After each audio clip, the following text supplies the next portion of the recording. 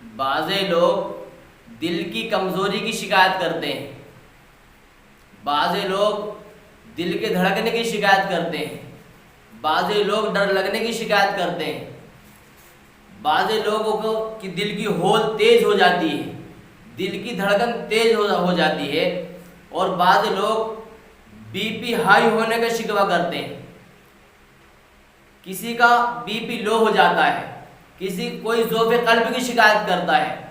یہ تمام نام ایک ہی بیماری کے ہیں۔ خفقان دل، دل کا دھڑکنا، ضعف قلب، دل کی کمزوری، دل کی ہول یا دل کا بیٹھ جانا، یہ ایک ہی بیماری ہے۔ ایسے لوگوں کو باری تعالیٰ نے ایک انار جیسی نعمت تحفے کے طور پر عنایت کی ہے۔ ایسے لوگوں کے لیے انار ایک معجزے سے کم نہیں، ایسے لوگوں کے لیے انار تحفہ الہی ہے، ایک معجزہ ہے، ایک نعمت ہے، لیکن اس کا طریقہ استعمال ہمیں کسی خاص طریقے سے کرنا ہے۔ تو انار وہ چیز ہے جس کو جنت کا پھل کہا گیا، جس کو پھلوں کا شہنشاہ کہا گیا۔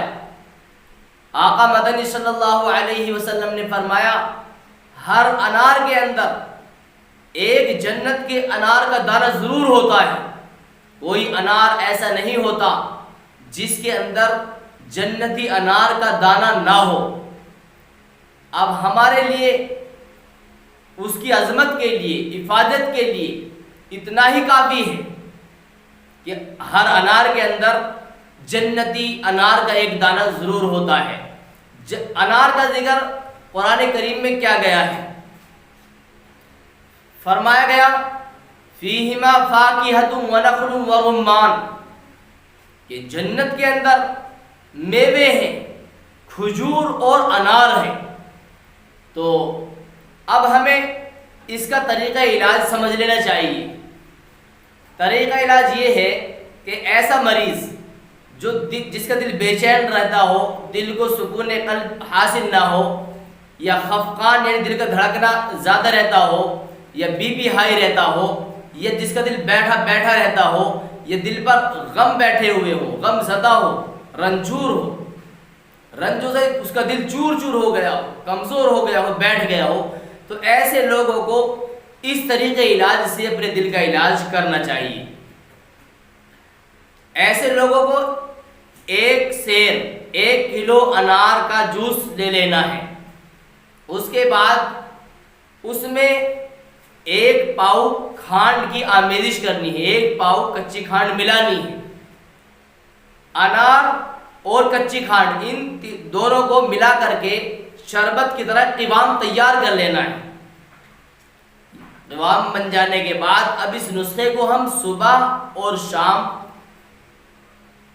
4 تولے استعمال کرنا ہے۔ آپ یقین کریں گے کہ چند ہی ایام کے اندر دل کا دھڑکنا، زیادہ دھڑکنا بالکل ختم ہو جائے گا، دل کی کمزوری ختم ہو جائے گی، دل تندرست و توانا اور طاقتور ہو جائے گا۔ ایسے کمزور لوگوں کو جو متلی کی قے کی شکایت آتی رہتی ہے، ابکائی آتی ہے، الٹی آتی ہے، یہ شکایت بھی بالکل ختم ہو جائے گی، اور سب سے بڑی بات ان کی چہرے کی رنگت سرخ ہو جائے گی۔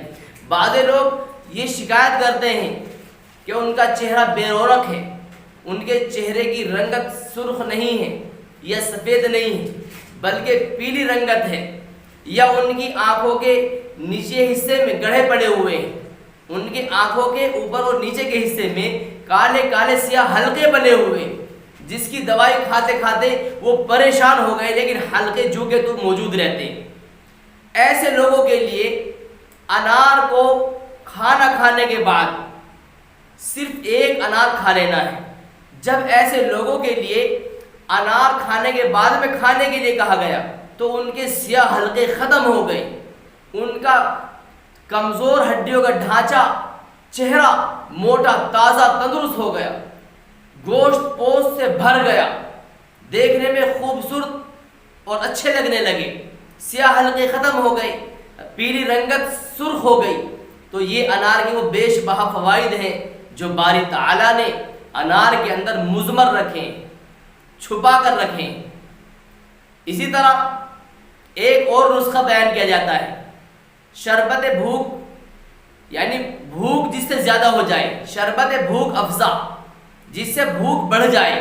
بعض انسان یہ شکایت کرتے ہیں کہ ان کو بھوک نہیں لگتی، زبردستی کھانا کھاتے ہیں، اگر وہ صبح کو کھا لیں تو شام تک کھانے کی نوبت نہیں آتی، طبیعت نہیں چاہتی، نظام ہضم خراب ہے، ہاضمہ درست نہیں، تو ایسے لوگوں کی بھوک چمک اٹھے گی اگر وہ انار کا استعمال کریں گے، ان کی بھوک جاگ جائے گی اور کھانے کے لیے وہ دوڑیں گے، چونکہ بھوک ان کا نظام ہضم ٹھیک ہو جائے گا۔ تو ان کو کرنا یہ ہے کہ انار کا جوس 1 سیر لینا ہے، اور سیب کا جوس 1 پاؤ لینا ہے، لیمو کا جوس 1 پاؤ لینا ہے، پودینے کا جوس 1 پاؤ لینا ہے۔ یہ کل 4 چیزیں ہوئیں۔ اب اس میں ان 4 چیزوں میں انار کا جوس 1 کلو، سیب کا جوس 1 پاؤ، لیمو کا جوس 1 پاؤ اور پودینے کا جوس 1 پاؤ لینا ہے۔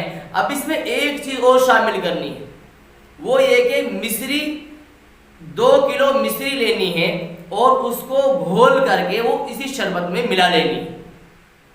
اب یہ ہمارا ایک پورا نسخہ تیار ہے۔ اس نسخے کو ہم 30 گرام صبح اور شام استعمال کریں گے۔ آپ یقین جانیں کہ جو لوگ پیٹ سے یا بھوک سے پریشان ہیں، بھوک نہ لگنے کے عوارض میں مبتلا ہیں اور بھوک نہ لگنے کی وجہ سے ان کا جسم کمزور ہوتا چلا جا رہا ہے، تو ایسے لوگوں کے لیے یہ نسخہ کیمیا ہے، ایک معجزے سے کم نہیں ہے۔ تو اس نسخے کو آزمائیں اور اپنے دوست و احباب کو بھی ضرور اس کے فوائد سے آگاہ کریں اور بتلائیں۔ اللہ تبارک و تعالی ہم سب کو اس جنتی پھل کو اپنانے کی اور روزمرہ اپنی غذاؤں میں شامل کرنے کی توفیق نصیب فرمائے۔ السلام علیکم۔